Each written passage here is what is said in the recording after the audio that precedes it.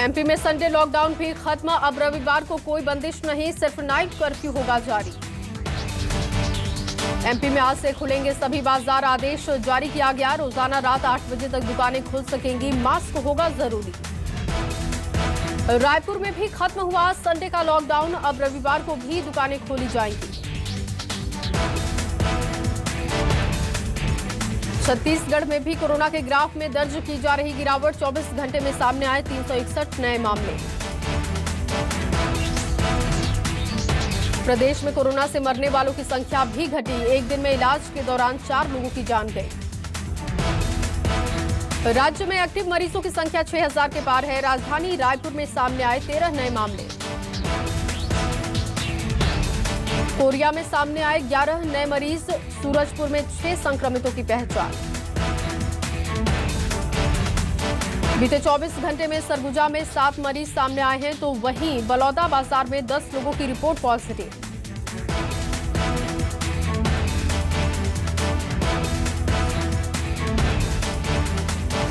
MP में लगातार घट रहे कोरोना के मामले। बीते 24 घंटे में सामने आए हैं 46 नए केसेस।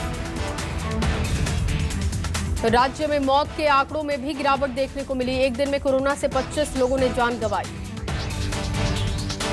एमपी में एक्टिव केसेस की संख्या 927। भोपाल में दर्ज किए गए सबसे ज्यादा 11 मामले। इंदौर में सामने आए 9 मामले। जबलपुर में 3 संक्रमितों की पहचान। एमपी के कई जिलों में नहीं मिला एक भी कोरोना का मामला। 33 जिलों में एक भी व्यक्ति संक्रमित नहीं। एमपी में कोरोना के डेल्टा वेरिएंट ने बढ़ाई टेंशन। प्रदेश में इस वेरिएंट से अब तक 2 लोगों की जान जा चुकी है। उज्जैन और अशोकनगर में डेल्टा प्लस वेरिएंट से एक मरीज की मौत हुई। राज्य में सामने आए हैं डेल्टा प्लस के कुल 8 मामले। भोपाल में 4, उज्जैन में 2, रायसेन और अशोकनगर में एक व्यक्ति संक्रमित। सूरजपुर से सामने आई 30 करोड़ की भ्रष्टाचार की खबर। एनीकट के निर्माण में घटिया सामग्री के इस्तेमाल का आरोप। रायपुर में महंगाई को लेकर वामपंथी पार्टियों ने किया विरोध। कोरोना प्रभावित परिवारों को राहत देने की मांग। रायपुर के गांवों में भी बनेंगी प्राइवेट अस्पतालें। सीएम बघेल ने कार्य योजना तैयार करने के दिए निर्देश। सुकमा के पोलावरम बांध को लेकर मुख्य सचिव और सुकमा कलेक्टर को एसटी कमीशन ने समन भेजा है। डैम के निर्माण में भ्रष्टाचार का आरोप लगा है। बिलासपुर में गौ तस्करी रुकने का नहीं ले रहा है नाम। गुरुवार रात पकड़ा गया मवेशी से भरा ट्रक। ट्रक में मौजूद 20 में से 8 जानवर मरे हुए पाए गए। आरोपियों की तलाश में पुलिस जुटी। भिंड में मंत्री ओपीएस भदौरिया का परिवारवाद का मामला आया सामने। सरकारी कार्यक्रम में मंत्री की जगह भतीजा कर रहा था शिरकत। भोपाल में शव वाहन से डीजल चोरी की वीडियो वायरल हो रही है। सीसीटीवी में कैद हुई नगर निगम कर्मचारी की करतूत। पन्ना में बाघ की दहशत से घरों में दबकने को लोग मजबूर हैं। सूचना मिलने पर घटनास्थल पर वन विभाग की टीम पहुंची। खंडवा में वन मंत्री विजय शाह को मिली जान से मारने की धमकी। सोशल मीडिया पर अज्ञात युवक ने पोस्ट कर धमकी दी है। मध्य प्रदेश में किसानों के लिए फिर से होगी स्पेशल ट्रेन की शुरुआत। रतलाम मंडल रेलवे की ओर से शुरू की जाएगी ट्रेन। ट्रेन में लहसुन और प्याज का होगा परिवहन। राजधानी रायपुर में आज से सभी धार्मिक स्थल खोल दिए गए हैं। मंदिर परिसर में एक समय पर 5 लोगों को एंट्री मिल रही है। धार्मिक स्थलों में बिना लक्षण वाले लोगों को ही मंदिर में प्रवेश करने की इजाजत होगी। कोरोना गाइडलाइंस का पालन अनिवार्य होगा। मंदिर में मूर्ति और धार्मिक ग्रंथों को छूने की इजाजत नहीं होगी। प्रसाद बांटने पर भी प्रतिबंध है। जगदलपुर में दामोदर को बनाया गया नक्सलियों का नया सचिव। हरिभूषण की मौत के बाद दामोदर को मिली जिम्मेदारी। रायपुर में नौकरी के नाम पर ठगी करने वाला आरोपी मनीष सोनी गिरफ्तार किया गया। पिछले 1 साल से आरोपी फरार था। नौकरी दिलाने के नाम पर 83 लाख रुपए ठगे। बीजेपी नेताओं से संबंध का देता था हवाला। रतलाम में सेल्फी लेने की जुनून के चलते रेलवे की हाई टेंशन तार की वजह से नाबालिग बुरी तरीके से झुलसा।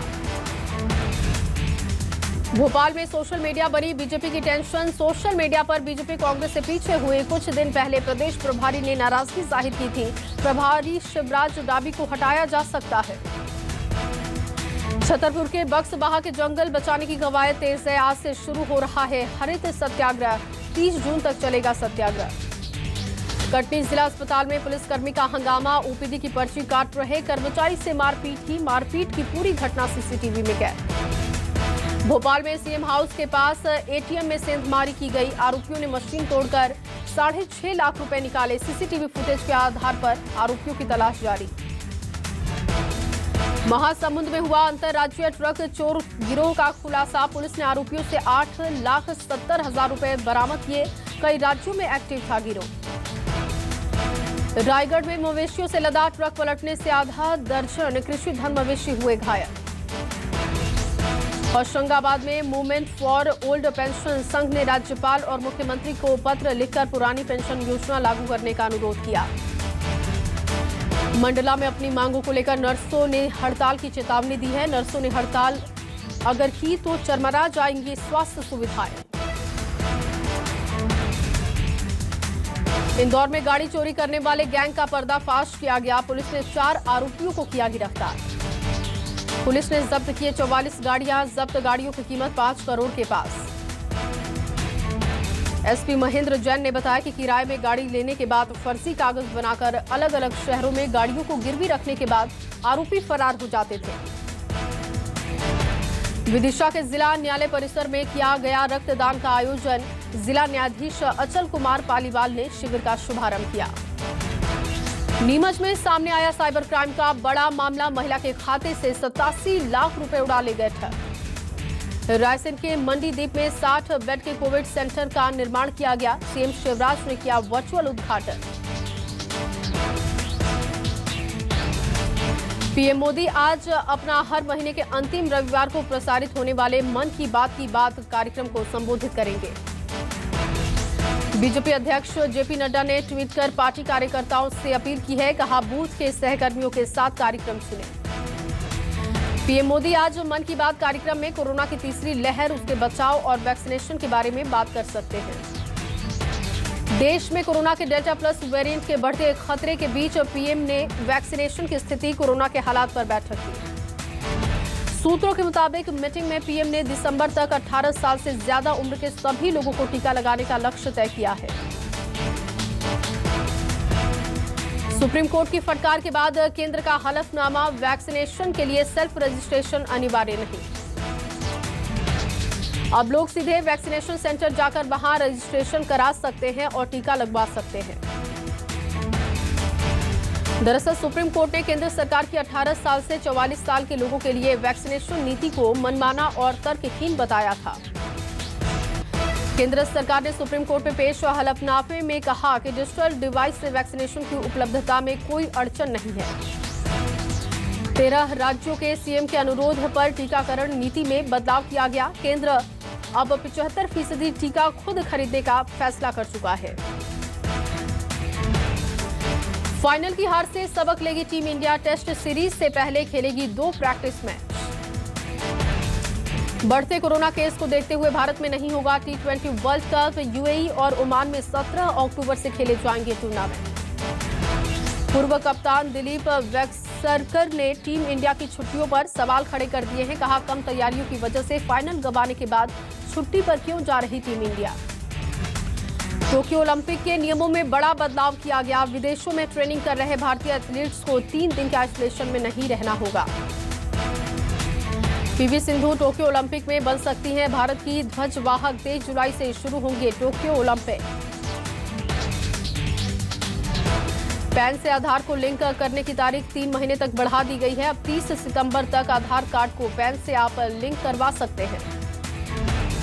Google Chrome web browser technology को जनवरी 2023 तक हटाएगा गूगल। एडी ट्रैफिक टेक्नोलॉजी पर नए सिरे से काम करने को गूगल तैयार है।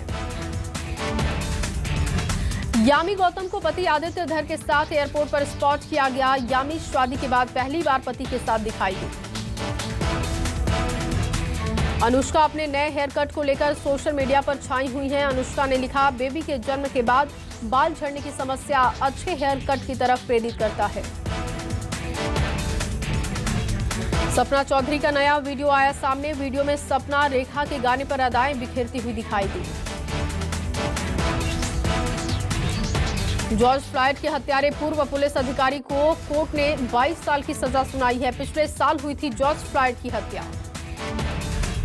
हिंद महासागर में सिंगापुर जा रहे जहाज के इंजन में लगी आग। हादसे के समय जहाज पर चालक दल के 28 सदस्य मौजूद। रूस के साइबेरिया में प्रचंड गर्मी ने 120 सालों का रिकॉर्ड तोड़ दिया है। पारा पहुंचा 48 डिग्री के पार। गर्मी से बचने के लिए शहर में पानी का हो रहा छिड़काव। बलूचिस्तान के सैनिकों पर आतंकियों ने किया हमला। हमले में 5 सैनिकों की मौत, 27 घायल। बांग्लादेश में कोरोना का कहर। सरकार ने सोमवार से 7 दिनों के सख्त लॉकडाउन का किया ऐलान। सरकारी और निजी दफ्तर भी बंद होंगे।